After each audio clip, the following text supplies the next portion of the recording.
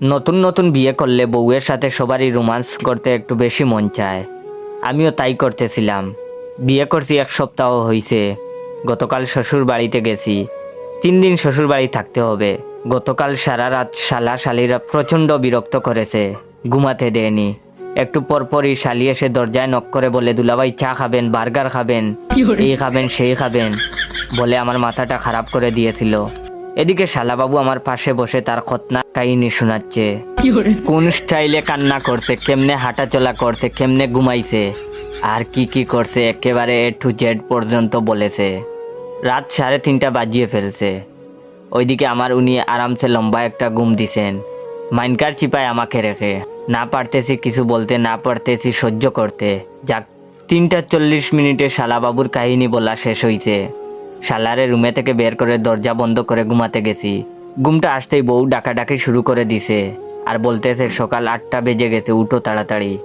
অনেক জুরাজুরি করে আরেকটু সময় ঘুমাতে পারিনি। 10টার সময় নাকি আমাকে আমার চাচা শ্বশুরের বাড়ি নাস্তা করতে হবে, মেহমানদারি করতে হবে, তাই এখনই ঘুম থেকে উঠতে হবে। কি আর করা, ঘুম চোখে উঠলাম। গোসল করতে যাব, বউ বাথরুম দেখিয়ে দিল।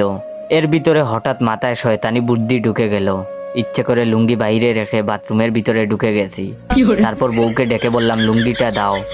বউ বললে, দাঁড়াও দিচ্ছি।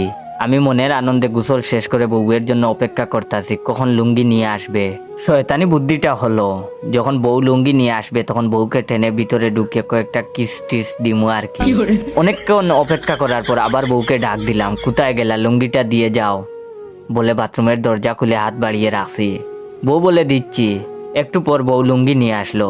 আমার হাতে লুঙ্গি দিতেই বউয়ের মুখ না দেখে আমি বউয়ের হাত ধরে ফেলেছি। হাত ধরে টানাটানি, বউ টানে বাইরের দিকে, আমি টানি ভিতরের দিকে। পুরুষ মানুষ তো, তাই বউ টানাটানি করে পারেনি।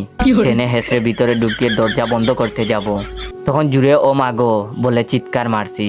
শ্বশুর বাড়ির সব বাথরুমের সামনে জড়ো হয়ে গেছে। আসলে কাহিনীটা কি হয়েছে এবার আমি বলি। বউ লুঙ্গি দিতে দেরি হচ্ছে বলে শাশুড়ি নিজেই লুঙ্গি দিতে চলে আসছিল। বউ মনে করে আমি এই কামটা করে ফেলেছি। শাশুড়ি হাসতে হাসতে বাথরুম থেকে বের হয়েছে। আমি তাড়াতাড়ি বাথরুমের দরজা বন্ধ করে ভিতরে বসে আছি। সব ঘটনা শাশুড়ি সবাইকে বলতেই হাসাহাসির প্রতিযোগিতা শুরু হয়ে গেল। শালাশালি হাসতে হাসতে মাতৃতে গোড়াগড়ি খাচ্ছে। এদিকে আমি বেচারা লজ্জায় আর বাথরুম থেকে বের হতে পারছি না।